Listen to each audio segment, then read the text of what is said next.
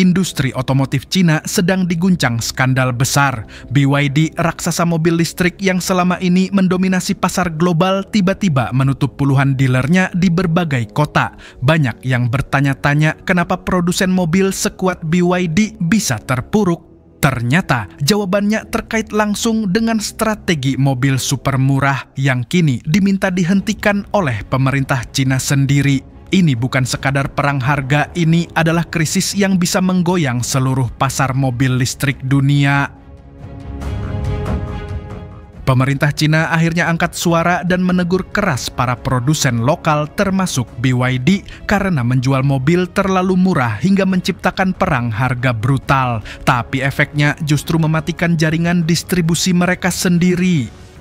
Apa yang sebenarnya terjadi, siapa yang diuntungkan dan siapa yang menjadi korban. Video ini akan membongkar semua fakta mengejutkan di balik krisis mobil murah Cina dan bagaimana BYD, sang bintang EV dunia, malah tersandung oleh strateginya sendiri. Sejak 2022, produsen mobil Cina berlomba menurunkan harga demi menguasai pasar domestik. Beberapa model EVI bahkan dijual di bawah harga produksi hanya demi membabat pesaing. Ini memicu perang harga yang tidak sehat dan membuat margin keuntungan anjlok drastis. Beberapa produsen meluncurkan strategi yang mengejutkan, menjual mobil baru sebagai mobil bekas 0 km hanya untuk bisa memangkas harga jual tanpa melanggar aturan diskon resmi. Praktik ini merusak reputasi industri dan membingungkan konsumen. Karena diskon gila-gilaan, banyak dealer harus menjual mobil dengan margin tipis atau bahkan merugi. BYD yang paling agresif dalam strategi ini kini mengalami efek domino, ratusan dealernya dilaporkan tutup karena tidak sanggup mengikuti skema penjualan ekstrem. Penurunan harga ekstrem memaksa produsen menunda pembayaran ke pemasok hingga lebih dari 200 hari. Ini membuat rantai pasok terancam kolaps dan memicu keluhan dari industri pendukung otomotif di seluruh Cina. Melihat kekacauan yang terjadi, Kementerian Perindustrian Cina mengadakan rapat darurat dengan 16 produsen termasuk BYD, Geely, dan Xiaomi. Mereka diminta menghentikan praktik perang harga dan mempercepat pembayaran ke pemasok.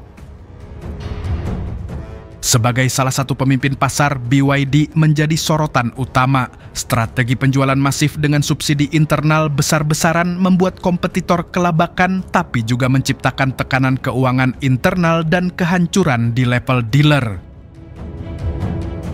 Media milik negara seperti People's Daily menyebut praktik ini sebagai tidak beradab secara komersial dan memperingatkan bahwa konsumen akan kehilangan kepercayaan jika kualitas produk dikompromikan demi harga murah.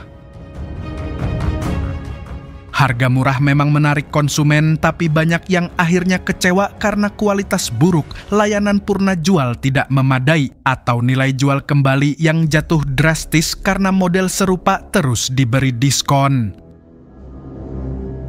Seluruh industri mengalami penurunan profit, bahkan produsen besar seperti BYD harus memangkas biaya operasional yang berdampak langsung pada pemangkasan tenaga kerja, layanan, dan akhirnya penutupan dealer.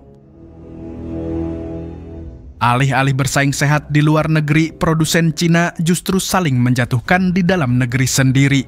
Ini menghambat ekspansi global dan memicu kekhawatiran bahwa industri EV Cina akan stagnan di tengah tekanan dari Barat.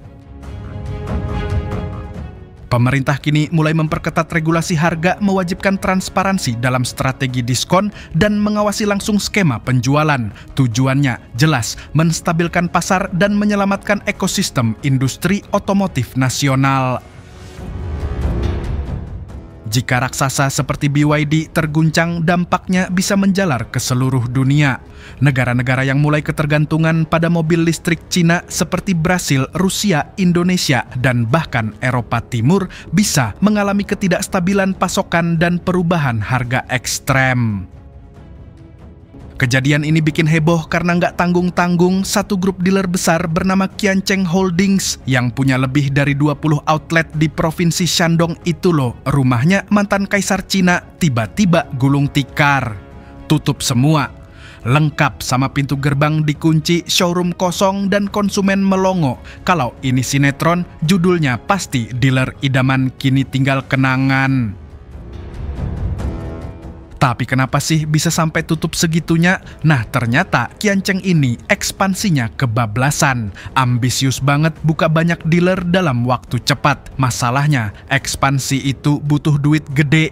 Cash flow-nya jebol sob, ibaratnya belum sempat panen udah keburu nyewa 10 hektar lahan baru. Nah lu, BYD sendiri sih bilang, bro, kita nggak maksa mereka buka sebanyak itu loh. Mereka nyalain Kianceng yang katanya salah strategi, tapi ada juga yang nyinyir bilang kalau BYD terlalu agresif dorong penjualan, maksa dealer nyetok banyak unit. Jadi bukan cuma nyuruh jualan, tapi juga nitip dagangan.